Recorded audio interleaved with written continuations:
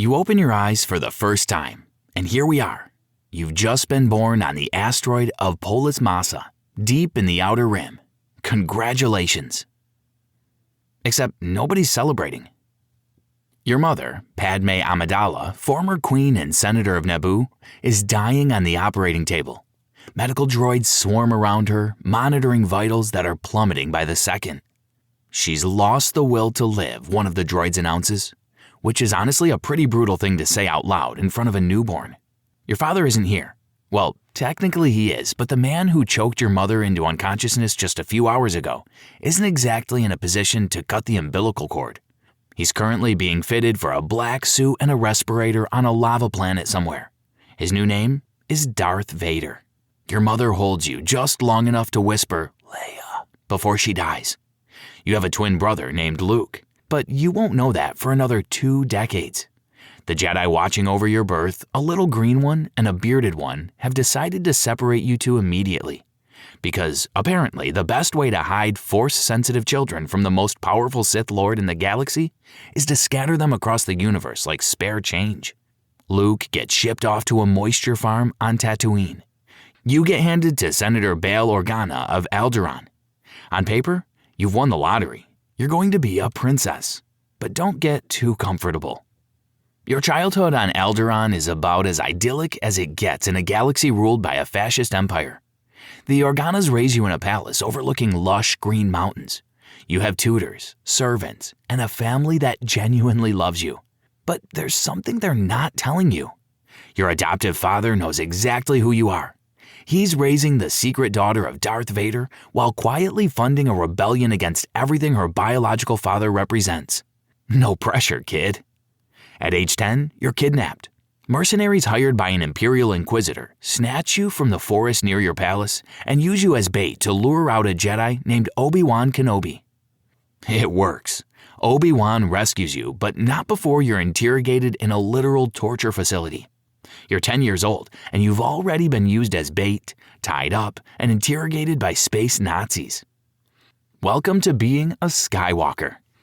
By 19, you're a spy, a soldier, and a senator, representing Alderaan while secretly funneling resources to the Rebel Alliance. One slip, and you're dead. Or worse. Then you receive the most important transmission in galactic history. Rebels have stolen the technical readouts to the Death Star, a moon-sized battle station capable of destroying planets. You hide the plans inside a droid named R2-D2 and send him to Tatooine. Then, Vader captures your ship.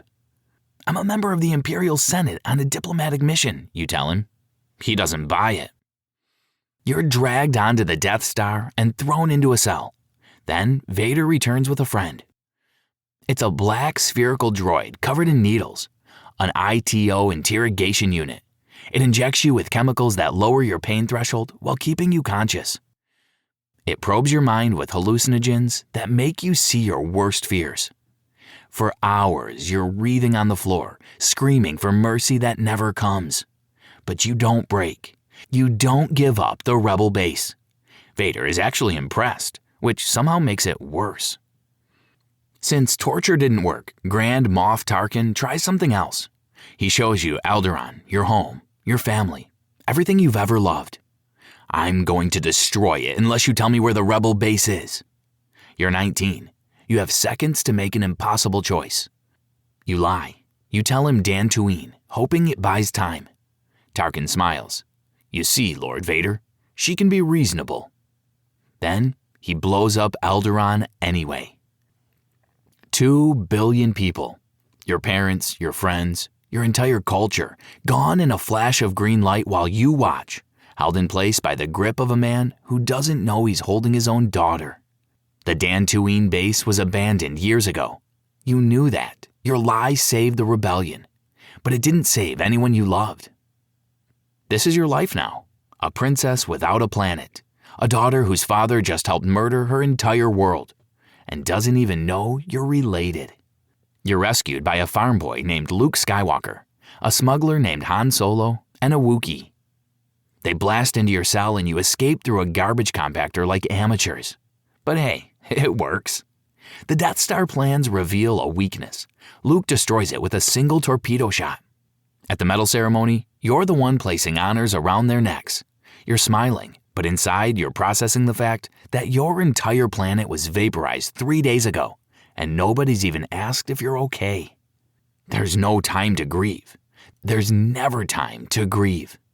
3 years later, you end up in Cloud City, a floating metropolis run by Han's old buddy Lando. It's a trap, because of course it is. Vader is waiting. He tortures Han to lure Luke, not for information, just for pain. When Vader decides to test his carbon freezing chamber, Han is the guinea pig. They lower him into the chamber. You tell him you love him. "I know," he says. And then he's frozen in carbonite and handed to a bounty hunter. Your boyfriend is now a coffee table decoration for a slug. This is your love life. You escape with Lando, Chewie, and Luke, who's just learned Vader is his father, which makes Vader your father too. But Luke doesn't tell you that. Aren't we all processing something? It takes a year to track Han to Jabba's palace. You infiltrate, disguised as a bounty hunter, and free Han from his carbonite prison. For about 30 seconds, it's a beautiful reunion. Then Jabba's guards capture you both. The giant slug crime lord chains you to his throne and dresses you in a gold metal bikini. You're now part of his harem, a trophy chained at his side while he conducts business and feeds people to monsters. It's humiliating, dehumanizing, and somehow not even the worst thing that's happened to you this decade. But here's the thing about Leia Organa. You don't stay chained. When things go sideways at the Sarlacc pit, you take the chain Jabba used to enslave you and wrap it around his fat neck. You strangle him with it. The creature who degraded you dies gasping while you pull tighter. They start calling you the Hutt Slayer after that. Good. On the forest floor of Endor, preparing to destroy the second Death Star, Luke tells you the truth. Vader is your father. Luke is your brother. You're both children of Anakin Skywalker, the Jedi who fell. So let's do the math. The man who tortured you, who helped blow up your planet, who froze your boyfriend in carbonite, that's Dad. Great. Luke believes Vader can be redeemed. He surrenders himself to the Empire, hoping to turn their father back to the light. You think he's insane, but you let him go. The battle on Endor ends. The Death Star explodes. The Emperor is dead. Luke escapes with Vader's body. Your father died saving your brother. In his final moments, Anakin Skywalker returned to the light. Luke thinks this should comfort you. It doesn't. Vader tortured you. He stood by while your planet burned. And now you're supposed to forgive him because he had a change of heart in the last 5 minutes? Luke does. You don't. The war ends. You become a senator. You marry Han Solo. You have a son named Ben. For a brief moment, things are good. But you're a Skywalker. Good doesn't last.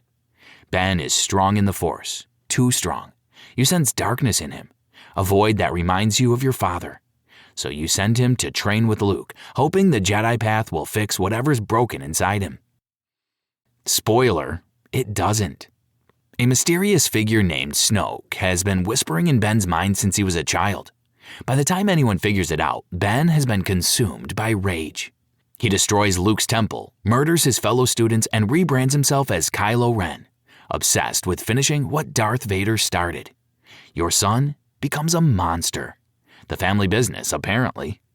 A political rival discovers your secret and reveals it to the Senate. Leia Organa is the biological daughter of Darth Vader.